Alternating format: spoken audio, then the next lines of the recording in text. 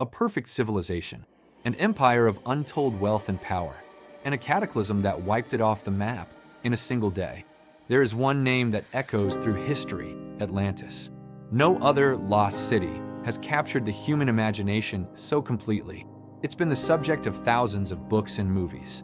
But what if the lost city was never lost?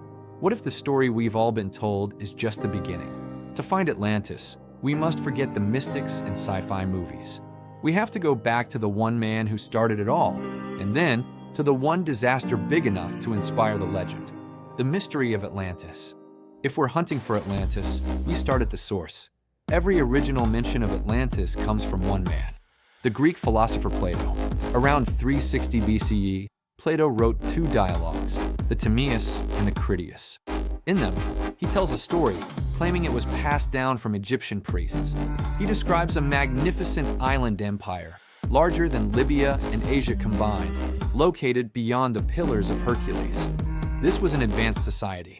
Plato describes a capital city built of perfectly concentric rings of land and water, connected by massive bridges and canals.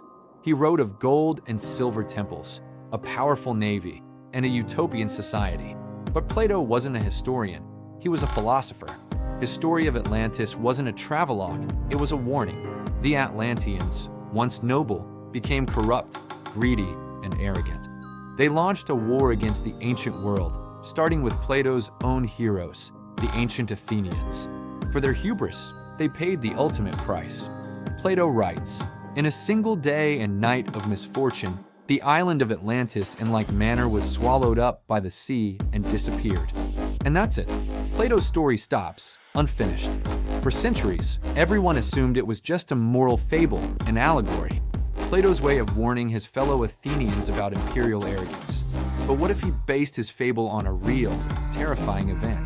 The hunt for inspiration. This is where the hunt for Atlantis gets complicated.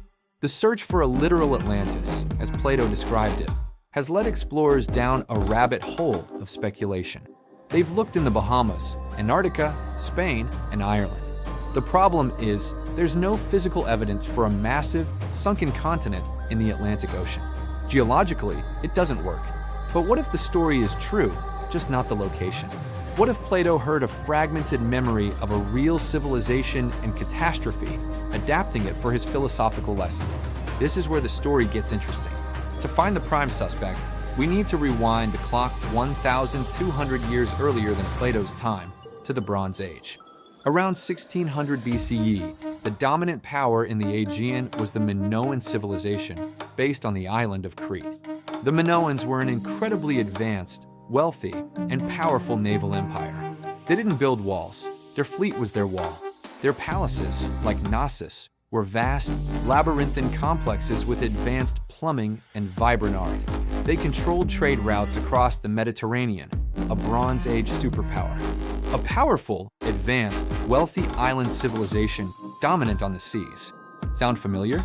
The Minoans had colonies and trading posts all over the Aegean, including on a small, circular island 70 miles north of Crete. We call it Santorini. Back then, it was known as Thera. It was a paradise, a jewel of the Minoan world. But Thera wasn't just an island. It was a super-volcano, a ticking time bomb. The eruption. Around 1600 BCE, that bomb went off. The eruption of Thera was one of the largest and most violent explosions in human history. It's hard to grasp the scale. The blast was thousands of times more powerful than the atomic bomb that hit Hiroshima. The sound would have been heard over 3,000 miles away, echoing across the planet. But for the Minoans, the blast was just the beginning. The consequences were a near-perfect match for the Atlantis legend. First, the disappearing island. The island of Thera didn't just erupt, it collapsed. The eruption emptied the massive magma chamber, and the entire center of the island, dozens of square miles wide, fell into the sea. An entire island swallowed by the sea. Second, the tsunamis. This collapse triggered a colossal tsunami. We're talking skyscraper-sized waves ripping across the Aegean at jet speed. They would have slammed into the northern coast of Crete, the heart of the Minoan civilization. Entire coastal towns, settlements, and a huge portion of that all-powerful Minoan fleet would have been erased in minutes. Third, the ash. A cloud of choking, Toxic ash blotted out the sun for days, maybe weeks. It poisoned crops and water supplies, raining down across the entire region.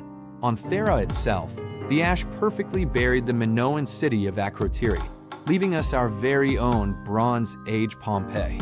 The Minoan civilization didn't die that day, but it was a mortal wound. The tsunamis shattered their naval supremacy. The ash and volcanic winter caused widespread famine. Their economy collapsed. Their power was broken. Within a few generations, this once great civilization, the undisputed masters of the sea, had faded into myth. The conclusion. So, let's connect the dots. Do we have a perfect, utopian city named Atlantis in the Atlantic Ocean that sank in 10,000 BCE? No. But do we have an advanced, powerful, wealthy island civilization? Yes, the Minoans. Was it hit by an unimaginable natural disaster? Yes, the Thera eruption. Was its central island swallowed by the sea, while giant waves destroyed its coastal empire, all in a very short period of time? Yes. The memory of this terrifying collapse, a civilization at the absolute height of its power, erased by a real-world cataclysm, would have been passed down for generations. It's the perfect raw material for a story that would have been told by Egyptian priests, just as Plato claimed. A story that Plato, centuries later, would have heard. He didn't invent Atlantis from nothing. It seems far more likely that he heard the echoes of a real-world trauma, the fall of the Minoans, and he did what philosophers do. He polished it. He changed the names, he changed the location, and he used it to warn his own people about the dangers of arrogance and greed. So, the lost city of Atlantis may not be a place we can find. It may be a story we must remember. A warning, echoing to us from the ashes of the greatest disaster of the ancient world. But what do you think? Was Atlantis a real place still out there? Was it a garbled memory of the Minoan collapse? Or just a brilliant philosopher's teaching tool? Let me know your theory in the comments. Thanks for watching.